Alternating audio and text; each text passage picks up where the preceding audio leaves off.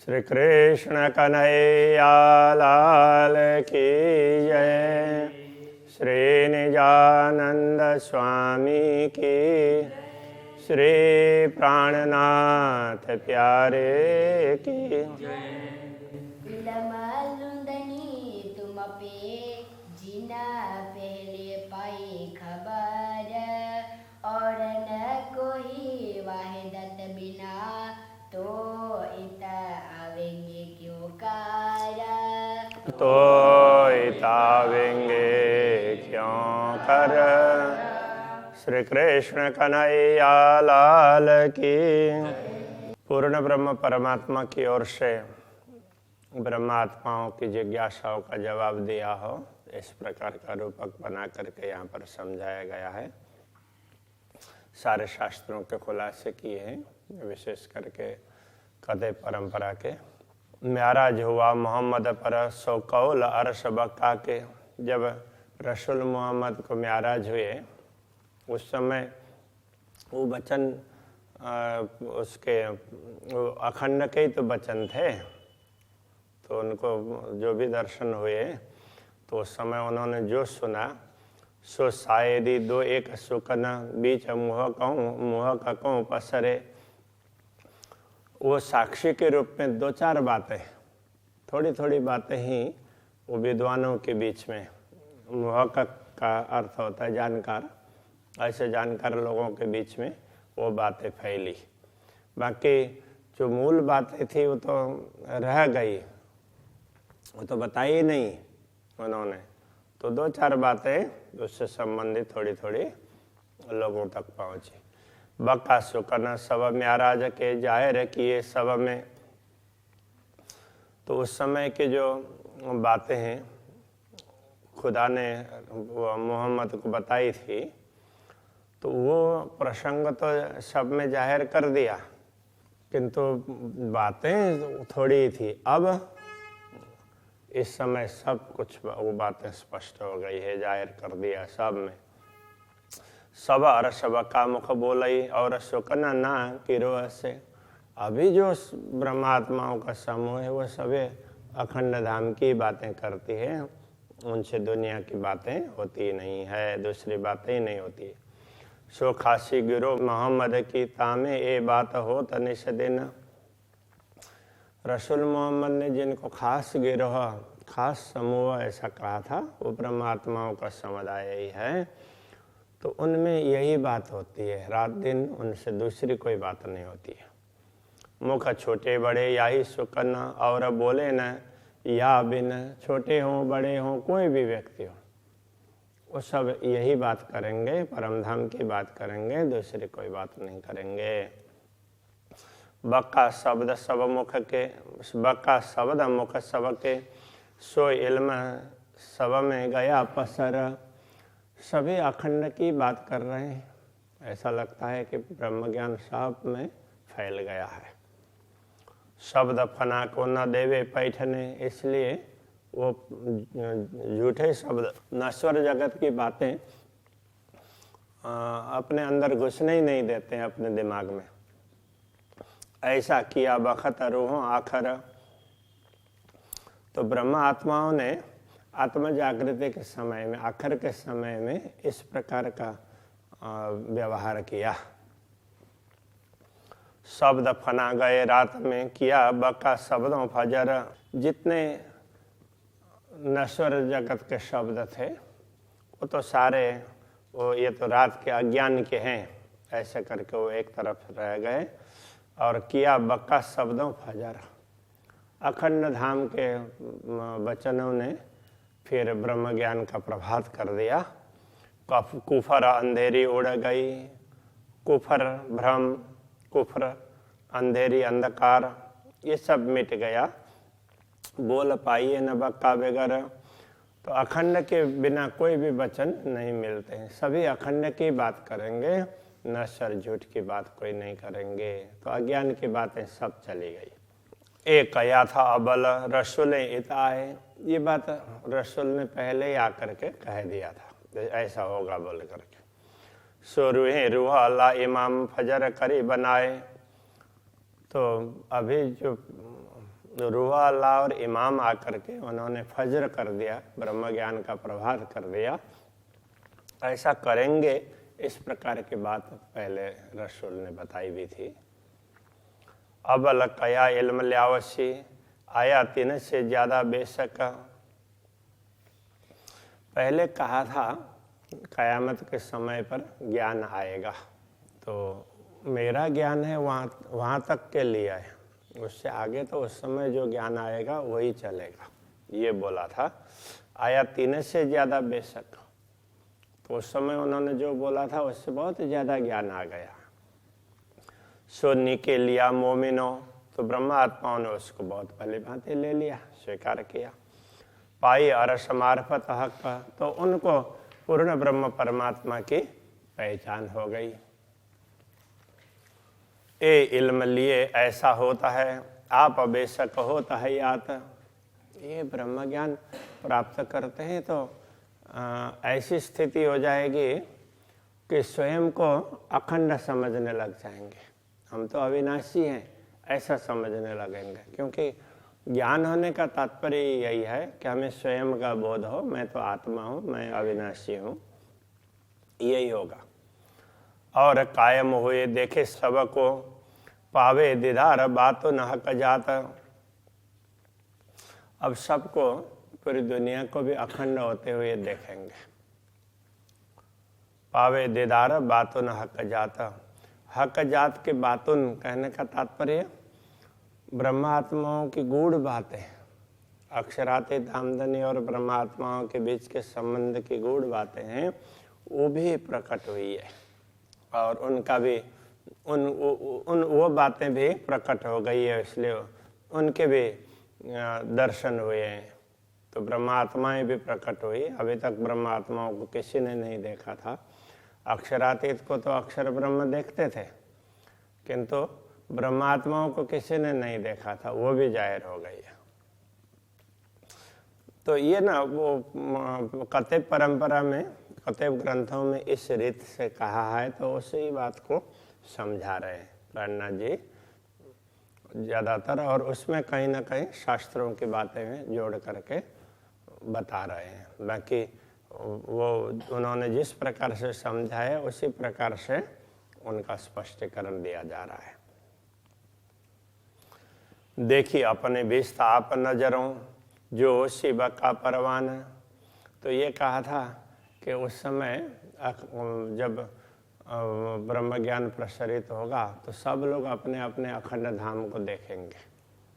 तो सबको वैश्य का तात्पर्य अविनाशी स्थान, तो वो अपने नज़र में देखा। जो शिव का परवान, वो अखंड, जो सचमुच अखंड होने वाला है। सब कर्म काटे हक इल्म सो, सबके कर्म ब्रह्म ज्ञान से कटने वाले हैं। ये देखी बेशक मेहर सुवान। तो ये सब पूर्ण ब्रह्म परमात्मा की बड़ी कृपा है, लोग इसको समझेंगे। हक तरफ जाने नूर अक्षर, और दूजा न जाने कोई।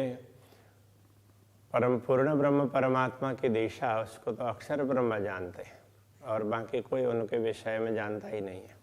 पर बातों न सुदती न को नहीं, हक इल्म देखावे सोए। किंतु सूक्ष्म बातें, पूर्ण ब्रह्म परमात्मा की कुछ गूढ़ बातें हैं, तो उसको तो वो भी नहीं जानते। अब ये ब्रह्म ज्ञान है, उस बात को समझाता है। यहाँ कहने का तात्पर्य है उनकी लीला, अंतरंग लीलाएं।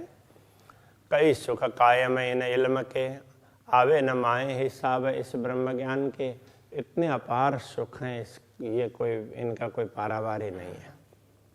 हक सुराई बका खिलवत में, ए इल्म पिलावे शराब।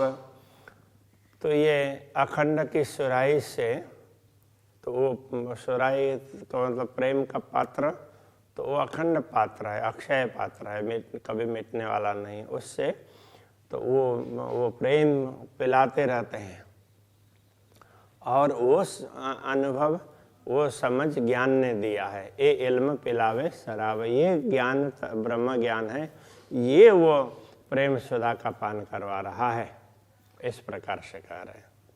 सो मैं भेजा तुम्हें मोमिनो, देखो पहुंचा इश्क 14 तबक। देखो मैंने तुम लोगों को ये ज्ञान भेजा है, तो ये इल्म है, तो ये मैंने भेजा है, और मैंने अपना प्रेम भी तुम लोगों को समझाया है, तो पूरे 14 लोक में तुम्हारे कारण ये प्रेम फैला है।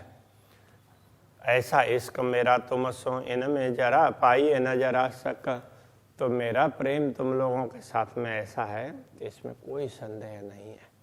ये बातें उस प्रकार से खुदा ने समझाई है, इस प्रकार रसूल ने थोड़ी थोड़ी बातें बताई थी, उसका स्पष्टीकरण यहाँ पर किया है।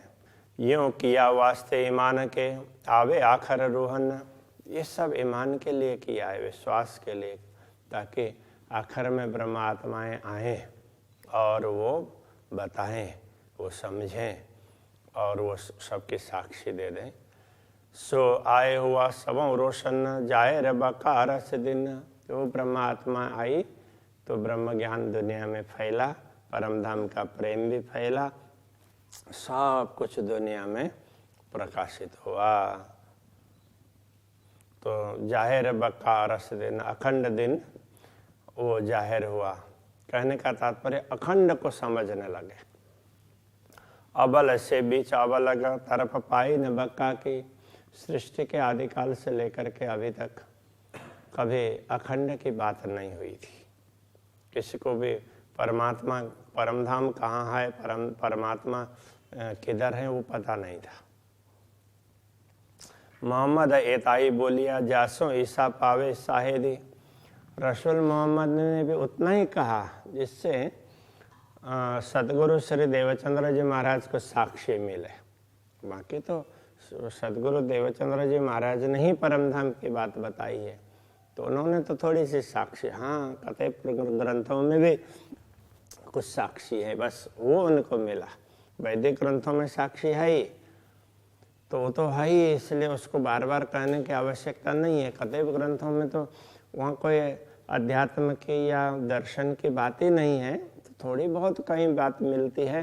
तो एक बच्चा भी कोई अच्छी बात कर दे कभी, तो उसको बार बार उल्लेख कर देंगे, देखो ये बच्चा भी इतना समझ रहा है, तो तुम लोग बड़े होकर के क्यों नहीं समझते हो। इस तरह से बार बार उदाहरण दिया जाता है, इसलिए ये कतई ग्रंथों की साक्षी बार बार दी जा रही है। तो ये समझना चाहिए। वैदिक परंपरा में तो ये सब उसमें है ही, तो कतई परंपरा में भी इतनी बात मिलती है तो बहुत बड़ी बात हो गई, ये कहना चाह रहे हैं। सो लई रो अल्लाह शाहिदी दूजी शाहिदी आप दई। तो रो अल्लाह ने, सदगुरु ने ये कतई ग्रंथों की साक्षी दी और दूसरी साक्षी स्वयं दे दी। देखो मैंने स्वयं देखा है। त्यों करी इमाम जाहिर ज्यों सब में रोशन भाई। अब इमाम ने तो उस प्रकार से प्रकाशित कर दिया ताकि सब लोग समझ सके, उस तरह से समझा दिया। लई इसे मोहम्मद की शाहिदी बका जाहिर किया इमाम। ईशा ने, ईशा रोह अल्लाह कहने से सदगुरु ने रसूल वगैरह, केवल रसूल की ही नहीं है, परमात्मा का संदेश देने वाले जो भी लोग हुए उनकी साक्षी दी और उन बात का स्पष्टीकरण करके अखंड का बोध करवाने का कार्य फिर इमाम ने किया। तो ईशा का दूसरा जामा, मतलब दूसरा शरीर, दूसरा रूप।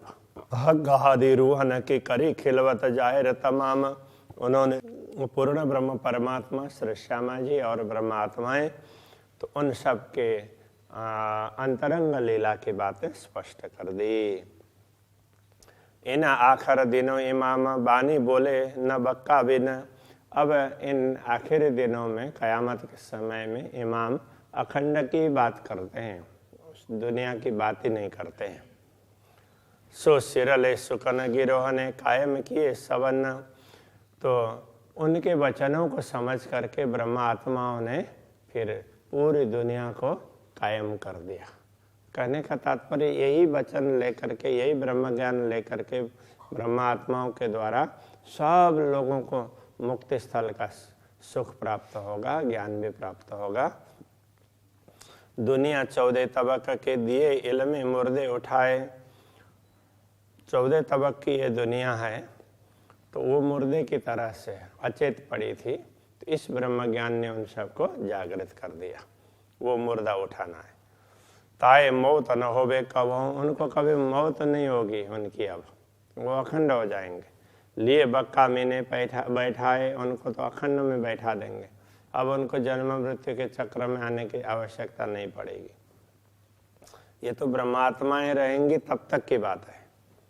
बढ़ाई इन इल्म की, क्यों इन मुख करो सिफत।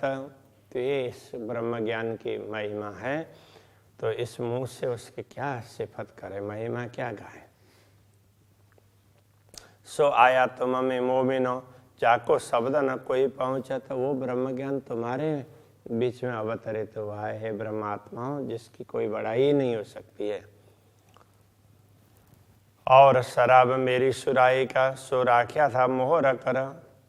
तो अब ये परमात्मा की ओर से कह रहे हैं कि मेरी सुराई का, शराब का तात्पर्य मेरा प्रेम का प्याला, मेरे हृदय का प्रेम है, वो अभी तक प्रकट नहीं हुआ था, वो सीलबंद था। सो खोलने बहुतों किया, पर क्यों खोले कबूतर। उसको खोलने के लिए बहुत लोगों ने प्रयत्न तो किया, किंतु जादुई कबूतर की भांति नश्वर जगत के लोग ऐसे कैसे खोल सकते थे। ये शैली कथेव ग्रंथों की शैली है। सो मैं राख्या तुम्हारे वास्ते, सो तुम्हें लियो दिल धर। वो तुम्हारे लिए हमने रखा है, अब बस तुम ही इसको ग्रहण कर लो। लिखे फूल प्याले तुम ताले, अछूत पियो भर भर। तो तुम्हारे ये पूरे भरा हुआ पात्र है, तुम्हारे भाग्य में है और किसी का छोया हुआ नहीं है, और इसको तुम प्याले भर भर करके पी लो अब इस प्रेम को। शराब मेरी सुराई का, सोरुओं मस्ती देवे पूरन। तो मेरे हृदय का प्रेम है, वो ब्रह्मात्माओं को पूरी मस्ती देने वाला है। दे इल्म लुदन निर्लज्जत। तो ब्रह्म ज्ञान तारतम ज्ञान से इसका स्वाद प्राप्त होगा। हक बकार सतन। तो ये जो जिनका मूल शरीर परमधाम में है, उन ब्रह्मात्माओं को वो अखंड सुख प्राप्त होने वाला है इसी से। बाकी तो ब्रजरास में भी उनको प्रेम तो मिला ही था, तो उनका स्वाद नहीं ले पाए, जो जागनी में ब्रह्मज्ञान के माध्यम से स्वाद लेंगे, ये कहने का तात्पर्य है। जो बैठे हैं होए पहाड़ ज्यों, सो उड़ाए असराफिले सूर। जो लोग पहाड़ की भांति बैठे हैं, अहंकार लेकर के बैठे हैं, जिनका अहंकार इतना बड़ा है, सो उड़ाए असराफिले सूर। उसके लिए इसराफिल फरिश्ता सुर फूकेगा और सब पहाड़ों को उड़ा देगा कहा है, तो उनका अहंकार इस तरह से चूर होगा। सूरे खोले मगज मसाफ के, हुए जाहिर तजला नूर। तो इसराफिल के सूर ने तो बिगुल का स्वर उससे तो वो सब धर्म ग्रंथों के रहस्य खुल जाएंगे, और नूर तजल्ला अक्षरातीत पूर्ण ब्रह्म परमात्मा प्रकट हुए दिखाई देंगे। तब उड़े काफर होते जो पहाड़ से, हुए मोमिन हो बान चूर। तब जो पहाड़ की भांति ऐसे अहंकार लेकर के बैठे हुए वो परमात्मा की बात न समझने वाले लोग थे, वो सब उड़ गए। हुए मोमिनो बान चूर। वो ब्रह्मात्माओं की वाणी से, वचनों से चूर चूर हो गए। प्रेम की बात होती है तो उस समय फिर ज्ञान का अहंकार इस तरह से मिट जाता है, ये कहने का तात्पर्य है। लगे और बान अर्श इल्म में। और दूसरी वाणी परमधाम का ज्ञान, अब उनको भी परमधाम का ज्ञान मिलने से वो बात करने लगे। तीन हुए कायम नूर हजूर। तो उनसे ही अब इसी ब्रह्म ज्ञान के द्वारा वो भी अक्षर ब्रह्म के चरणों में अखंड होंगे। कहने का तात्पर्य अक्षर के नजरों में वो भी अखंड हो जाएंगे। श्री कृष्ण कन्हैया लाल की।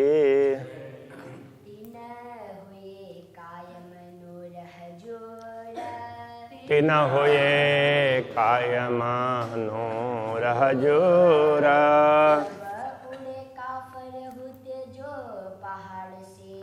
तब उड़े का पर तेजो पहाड़ से हुए मोमिनो बान चोरा हुए मोमिनो बान चोर लगे और बान अरसैल में लगे और बान अरसैल में दिन हुए कायम नूर हजूरा दिन हुए कायम नूर हजूर हुए कायम नूर हजूरा दिन हुए कायम नूर हजूर